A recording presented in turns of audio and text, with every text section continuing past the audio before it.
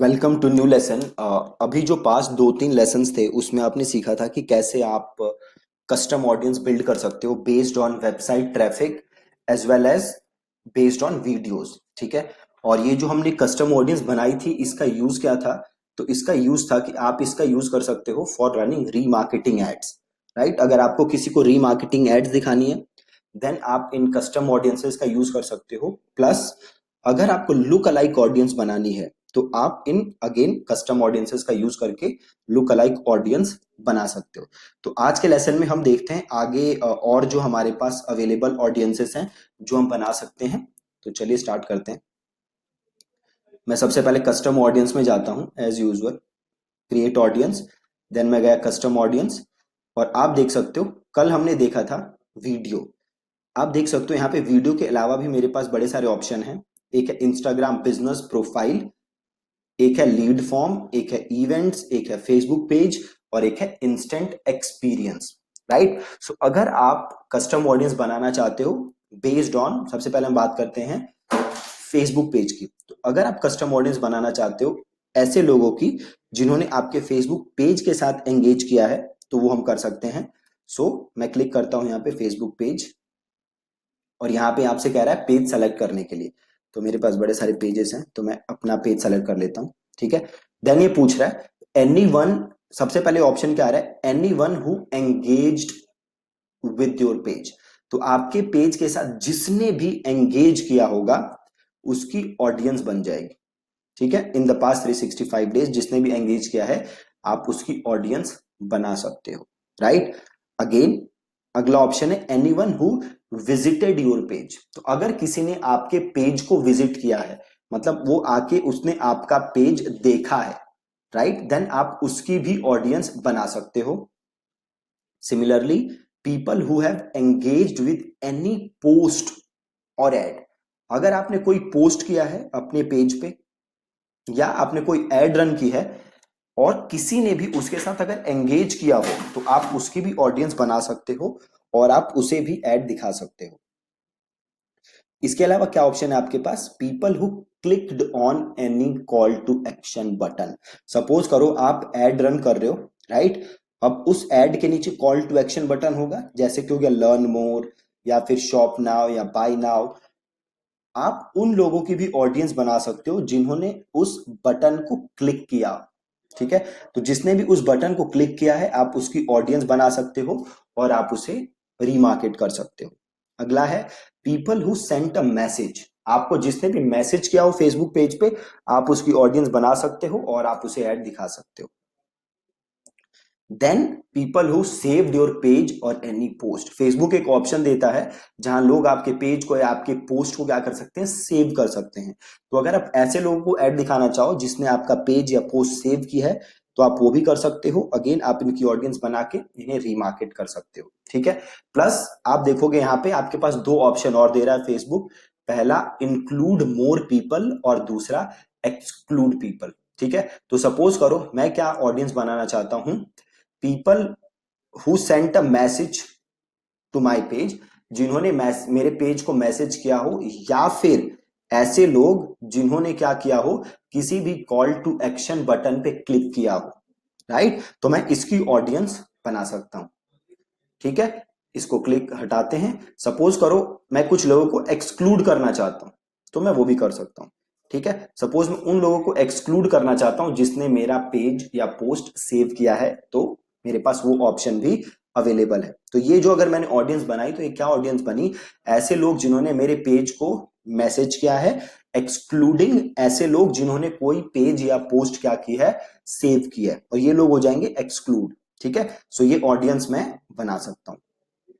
Again जैसे मैंने आपको पहले बताया था ये ऑडियंस बनाने का पर्पस क्या है? तो ये ऑडियंस बनाने का पर्पस है रीमार्केटिंग एड्स रन करना प्लस लुक अलाइक ऑडियंस बनाना।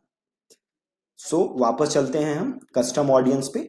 अभी हमने देखा था फेसबुक पेज, अब हम देखते हैं इंस्टेंट एक्सपीरियंस। ठीक है, आगे के लेसन्स में मैं आपको बताऊंगा कि इंस्टेंट एक्सपीरियंस होता क्या है और काम कैसे करता है। अभी मैं आपको एक ओवरव्यू दे देता हूं इंस्टेंट एक्सपीरियंस होता क्या है। अभी देखो होता क्या है, जैसे आपका कोई एड क्लिक करता है फिर वो चला जाता है आपके लैंडिंग पेज पे या वेबसाइट पे जहां पे काफी सारी इंफॉर्मेशन होती है। इंस्टेंट एक्सपीरियंस में क्या होता है, जैसे कोई आपकी एड को क्लिक करेगा तो एक लैंडिंग पेज सा खुलेगा विद इन फेसबुक, राइट। ये लैंडिंग पेज खुलेगा विद इन फेसबुक और इस पे काफी सारी इंफॉर्मेशन होंगी जो आप दे सकते हो। आप इस पे चाहे तो बटन दे सकते हो, इमेजेस डाल सकते हो, टेक्स्ट लिख सकते हो।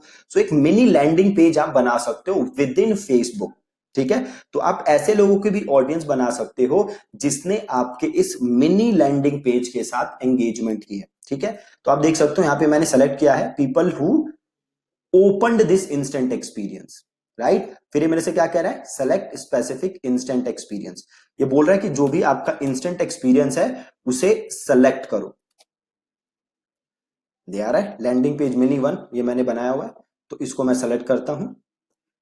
अब इसकी अगेन मैं दोबारा सेलेक्ट कर लेता हूं, ठीक है। अब ऑडियंस किसकी बनेगी, जिसने भी ये इंस्टेंट एक्सपीरियंस पेज मेरा खोला है इन द पास्ट 365 डेज, या फिर people who have click any links in the instant experience. जैसे मैंने आपको कहा जो कि ये इंस्टेंट एक्सपीरियंस होता है, इसके अंदर मैं बटन्स डाल सकता हूं, है ना। तो जिसने भी मेरे इंस्टेंट एक्सपीरियंस के अंदर जो बटन्स है उसे क्लिक किया हो तो मैं उसकी ऑडियंस बना सकता हूं। और अगेन मैं इंक्लूड या एक्सक्लूड कर सकता हूं लोगों को, जैसे हम पहले कर सकते थे, ठीक है जी। सो बिल्कुल सिंपल, ये मैं बना सकता हूं इंस्टेंट एक्सपीरियंस के बेस पे कस्टम ऑडियंस। अगला क्या है, इवेंट। आप फेसबुक पे क्या होता है, इवेंट्स आपने देखे होंगे, काफी सारे इवेंट्स लोग बनाते हैं कि कोई स्पेसिफिक चीज हो रही है तो उसके लिए आपने इवेंट बना दिया, तो आप इसके ऊपर भी ऑडियंस बना सकते हो, राइट। आप देख सकते हो मल्टीपल ऑडियंसेस हैं। पहला ऑप्शन क्या है, people who responded with going और इंटरेस्टेड। तो सपोज करो आपने कोई इवेंट बनाया, कि सपोज करो आप एक सेमिनार करा रहे हो डिजिटल मार्केटिंग का, है ना, इसका आपने इवेंट बनाया। फिर कुछ लोग होंगे जिन्होंने गोइंग या इंटरेस्टेड मार्क किया होगा उस इवेंट को, तो आप उन लोगों की ऑडियंस बना सकते हो जिसने भी गोइंग या इंटरेस्टेड मार्क किया है आपके इवेंट को। आपको यहां से कह रहा है कि इवेंट सेलेक्ट करो, मैंने कोई इवेंट बना नहीं रखा तो मेरे पास ऑप्शन नहीं आ रहा। सिमिलरली देखो, जो जा रहा है, जिसने गोइंग मार्क किया है उसकी ऑडियंस बना सकते हो, जिसने इंटरेस्टेड मार्क किया है उसकी ऑडियंस बना सकते हो। People who have visited the event page, जिसने आपके इवेंट पेज को जस्ट विजिट किया है उसकी ऑडियंस भी बना सकते हो। पीपल हु हैव एंगेज्ड, जिसने आपके पेज के साथ एंगेज किया है आप उसकी भी ऑडियंस बना सकते हो। और people who have engaged with tickets, अगर किसी ने टिकट्स के साथ एंगेजमेंट की है तो आप उसकी भी ऑडियंस बना सकते हो। तो आप ये मल्टीपल ऑडियंसेस हैं जो आप बना सकते हो और ऐड रन कर सकते हो। अगेन आप देखोगे तो सिंपल वही दोबारा इंक्लूड और एक्सक्लूड के ऑप्शन आ गए जो कि आप कर सकते हो, ठीक है। अभी आप देखोगे तो जो पेजेस हैं, इवेंट्स उतने सक्सेसफुल नहीं है जितना कभी हुआ करते थे। सो बहुत ही कम रेयर यूज केस है इस इवेंट्स का। अगला जो है, जो आप काफी यूज करोगे वो है लीड फॉर्म, है ना। अभी लीड फॉर्म क्या होता है कि जो नॉर्मल आप ऐड बनाते हो क्या होता है, लैंडिंग पेज पे आप भेजते हो और जहां जाके वो अपनी डिटेल सबमिट करता है यूजर। अपना जो लीड फॉर्म है वो कैसे काम करता है कि यूजर जैसे ही आपका फॉर्म क्लिक करता है फेसबुक के अंदर, एक स्पेसिफिक एड बनाई हुई है फेसबुक ने जिसका नाम है लीड जनरेशन एड। तो जैसे ही आपने वो एड रन की और यूजर ने बटन क्लिक किया तो फॉर्म जो खुलेगा उसमें इंफॉर्मेशन प्री पॉपुलेटेड होगी, राइट। इंफॉर्मेशन यूजर को लिखनी नहीं है, इंफॉर्मेशन फेसबुक ने ऑटो फिल की हुई है और उस बंदे को बस सबमिट बटन क्लिक करना है, राइट। तो आप चाहो तो ऐसी एड्स भी रन कर सकते हो। अब यहां पे मैं अगर अपने पेज का नाम लिखूं तो देखो ये पूछ रहा है कि कैसी ऑडियंस बना सकते हो, तो क्या क्या ऑप्शन है मेरे पास, anyone who opened this form. तो जो मेरा ये फॉर्म है इसको जिसने भी ओपन किया मैं उसकी ऑडियंस बना सकता हूं, राइट। तो सपोज मैंने ये लिया, तो जिसने भी ये मेरा पेज ओपन किया मैं इसकी ऑडियंस बना सकता हूं, या जिसने भी ये फॉर्म ओपन किया बट सबमिट नहीं किया मैं उसकी ऑडियंस भी बना सकता हूं, राइट। फॉर्म ओपन किया बट सबमिट नहीं किया उसकी ऑडियंस भी बना सकता हूं। और अगला है जिसने फॉर्म ओपन किया एंड सबमिट किया, दोनों काम किए, मैं उसकी ऑडियंस भी बना सकता हूं और उसे भी मैं ऐड दिखा सकता हूं, ठीक है। तो आप ये वाली ऑडियंस भी इजीली बना सकते हो और ऐड रन कर सकते हो। सिमिलरली आपके पास एक और ऑप्शन है इंस्टाग्राम बिजनेस प्रोफाइल, है ना। अगर आपके पास इंस्टाग्राम का प्रोफाइल है, जैसे मैंने एक कंपनी का प्रोफाइल है, अगर ये मेरे पास प्रोफाइल है तो मैं उन लोगों की भी ऑडियंस बना सकता हूं जिसने मेरा इंस्टाग्राम के साथ एंगेज किया है, या जिसने मेरे इंस्टाग्राम प्रोफाइल को विजिट किया है, या पोस्ट के साथ एंगेज किया है, या पोस्ट सेव की है। ये सिमिलर है फेसबुक पेज की तरह। तो मैं ऐसे मल्टीपल ऑडियंसेस इंस्टाग्राम के भी बना सकता हूं और उनको मैं ऐड दिखा सकता हूं। तो सपोज आपको किसी ने इंस्टाग्राम पे मैसेज किया है, आप उसकी ऑडियंस बना सकते हो। तो मैं ये वाला ऑप्शन सेलेक्ट करके, people who sent a message to a business profile, ये वाला ऑप्शन सेलेक्ट करके मैं ऑडियंस बना सकता हूं और उन्हें ऐड इजीली दिखा सकता हूं। ठीक है। सो ये आपके पास मल्टीपल ऑप्शंस थे जो कि आप यूज कर सकते हो कस्टम ऑडियंसेस बनाने के लिए। ऐप एक्टिविटी है जो ये सिमिलर है वेबसाइट की तरह। जैसे आपकी वेबसाइट थी, है ना, वेबसाइट में क्या था, कोई वेबसाइट विजिट करता है तो उसके बेस पे आप ऑडियंस बना सकते हो। एकदम वेबसाइट ट्रैफिक की तरह है आपका ऐप एक्टिविटी। अगर आपने कोई एप्स इंटीग्रेट की हुई है फेसबुक के साथ तो आप उसकी भी क्या कर सकते हो, ऑडियंस बना सकते हो। जैसे ऑप्शन आ रहा है anyone who open the app, या मोस्ट एक्टिव यूजर्स, या यूजर्स बाय परचेज अमाउंट, या यूजर्स बाय सेगमेंट। तो आप सेम जैसे आप वेबसाइट के लिए बनाते थे एकदम वैसे ही आप ऐप के लिए भी ऑडियंस बना सकते हो और इन्हें ऐड दिखा सकते हो। ठीक है। अब आपके पास दो ऑप्शन बचते हैं, एक है कस्टमर लिस्ट और एक है ऑफलाइन एक्टिविटी। ठीक है। ऑफलाइन एक्टिविटी हम बाद में समझेंगे जब हम ऑफलाइन वाली एड समझेंगे। अभी मैं आपको बताता हूं कस्टमर लिस्ट कैसे काम करता है। तो कस्टमर लिस्ट जैसे आप नाम से समझ सकते हो, सपोज करो आपके पास 500 लोगों की लिस्ट है आप जिन्हें ऐड दिखाना चाहते हो। ठीक है। आपके पास क्या है, 500 लोगों की लिस्ट जिन्हें आप ऐड दिखाना चाहते हो। तो आप क्या करोगे, आप ये 500 लोगों का डेटा फेसबुक में अपलोड करोगे। सिंपल।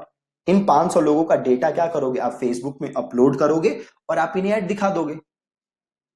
तो आप देख सकते हो यहां पे मैं कस्टम ऑडियंस में गया तो यहां मेरे पास ऑप्शन आ रहा है कस्टमर लिस्ट। अब एक चीज ध्यान दो, ये क्या कह रहा है कि भैया आप बिजनेस मैनेजर के साथ अपने एड अकाउंट को कनेक्ट करो। इसका मतलब अगर आपको कस्टमर लिस्ट अपलोड करनी है तो आप पर्सनल एड अकाउंट नहीं यूज कर सकते।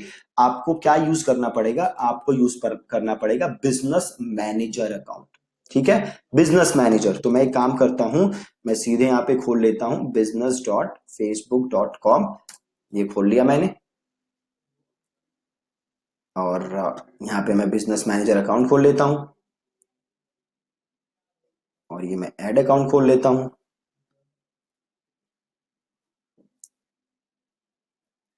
ठीक है। अब हम कहा जाते हैं, अब हम जाते हैं ऑडियंसेस पे।